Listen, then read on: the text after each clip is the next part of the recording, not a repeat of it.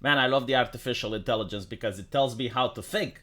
You see, I was under the false impression that if you bring global leaders and global academics and global scientists from all around the globe in a room in order to talk and plan about the future without the input of the peasantry, that would have something to do with the globalist agenda.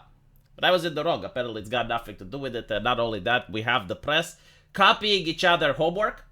The World Economic Forum, which opens on Monday, is slated to take on pressing global issues.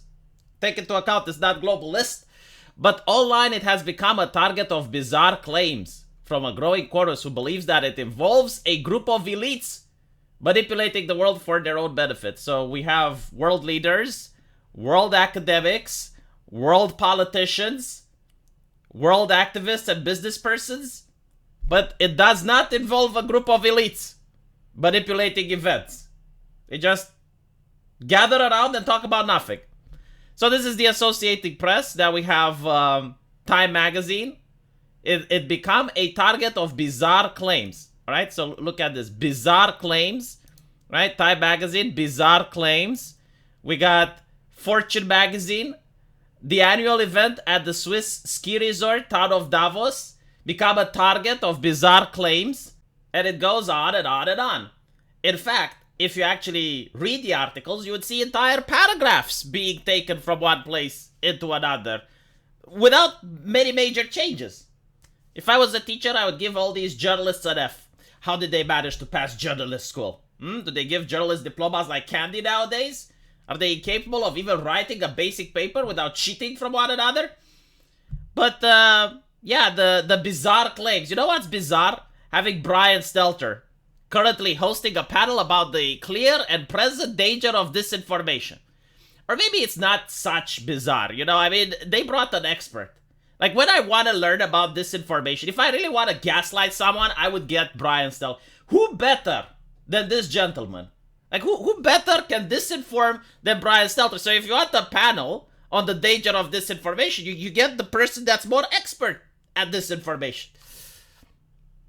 You know what's a bizarre claim, though?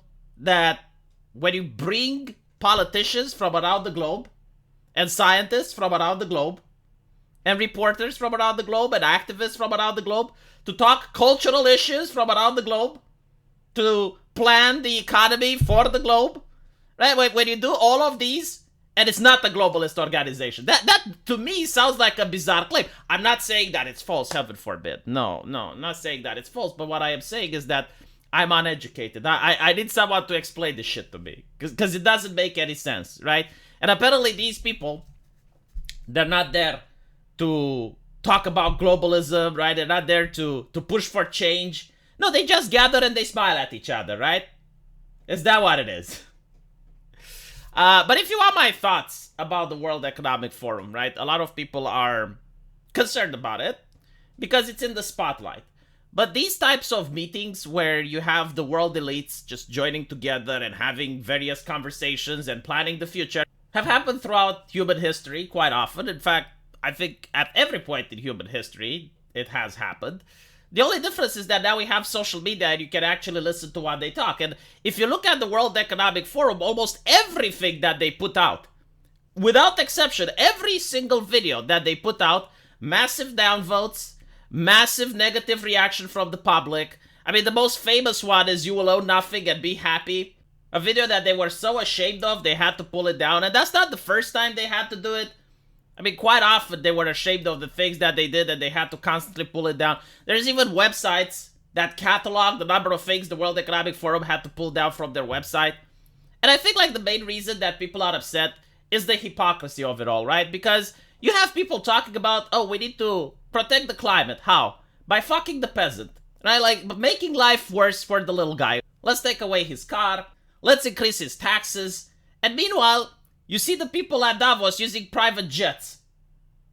Why do they use private jets when they can just use Zoom calls? If they're so concerned about the environment. Why use private jets when they can fly commercial? If they're so concerned about the environment.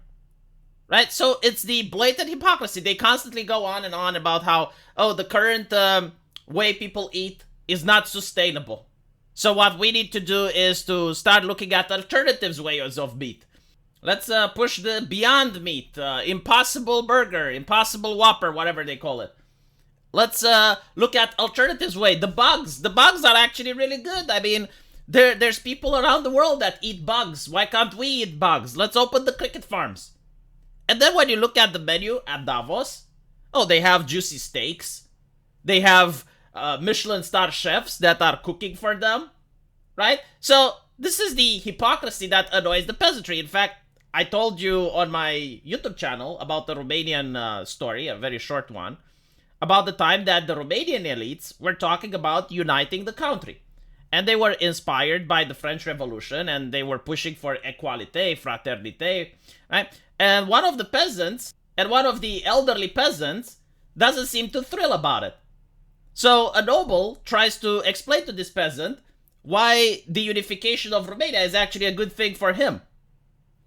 Now, the peasant says that he doesn't understand. It's too complex for him. This is why God created the nobility, because the nobility are wiser and they're the ones that deal with political issues. So the noble asks the peasant to lift a boulder. And the peasant tries his best, is unable to lift the boulder. Now the noble says, all right, let's get in 5 more peasants.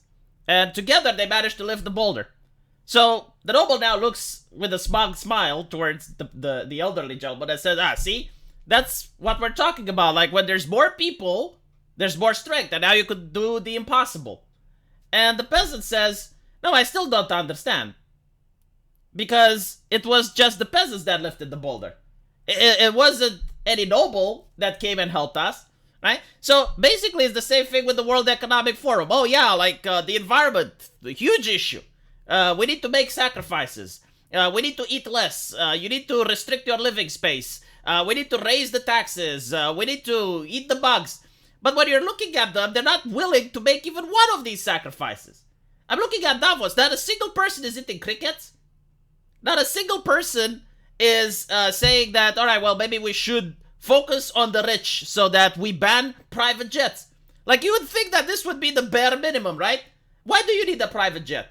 If you're worried about the global environment, like you should target the rich first to set an example for everyone else. Because then you'd be like, look, if even the rich are willing to renounce their private jets, I mean, shit is serious, right? Like, we need to make our own sacrifice. Look, they're in the same pot with us. That's how people would think if you would actually make this type of change, right? If you would force the rich people, all right, whenever we have a movie, let's show the actors eating bugs and crickets. Let's have this on television when the news anchors, you know, they should eat bugs and crickets to encourage people. They're not doing any of that because it's not for them. It's for us.